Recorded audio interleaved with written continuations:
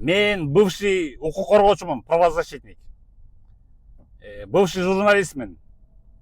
Орусча, кыргызча, англисче жазган. Жана саясатчымын. И мунун баарынын документальный подтверждениясы бар. Еще и өндүрүшүмүн, производственник. Кара кече көмүр.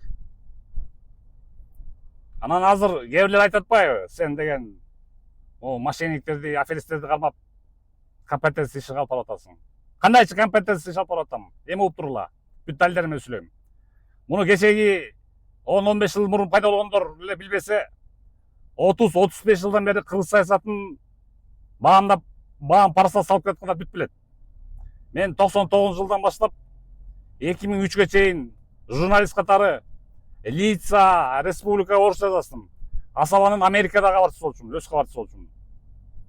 Тем более Кыргызстандын тарыхында биринчи жолку. Муну калп дебейт көрүп отургандар мына толуп тур азыркы.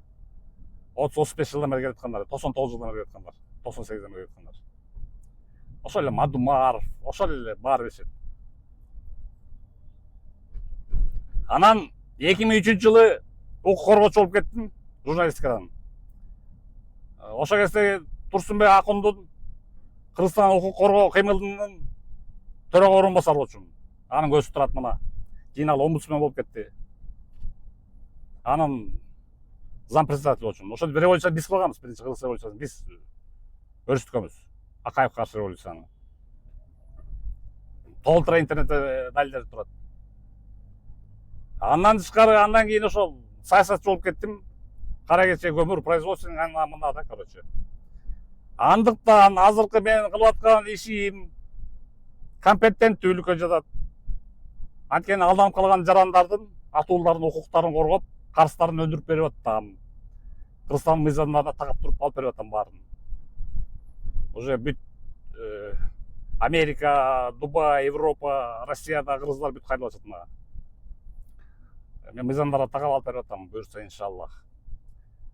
Ошо видео аркылуу.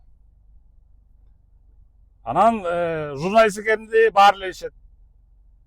Андыктан мен муну эмнеге айтып атам, бул видеону айтып атам. Өткөндө мен бир видео айтпадымбы, жана бир столкновение болгондо билесиңер да, кимдер менен столкновение болгондо. Ошону айттым.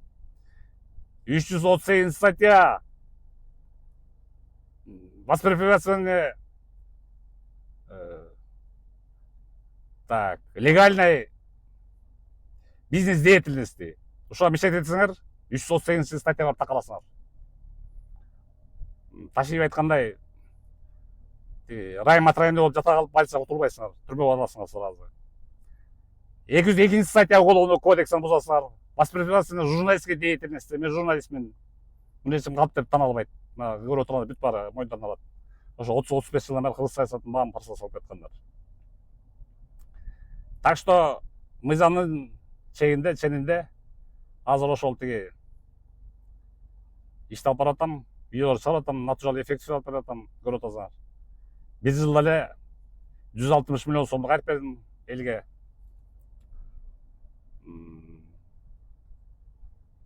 Ошол уставым бар, печатым бар. Уставда коллекторская деятельность деп жазылган. Аны прекрасно билет. Кышой текшерип чыккандар, кимдер текшерип чыкса ошол прекрасно билишет. Сары фломастер менен чийип ашкан, кайра ксерокоптерди өткөрүп ашкан. Мамлекетке пайдамды келтирип, ай сайын соцфондко, салык комитетине бар жакка төлөйм. Платежторум бар, төлөйм. Так что меники мыйзамдуу деятельность. Пока ошол эсине келгендерди айтып бердим, кийин дагы айтам.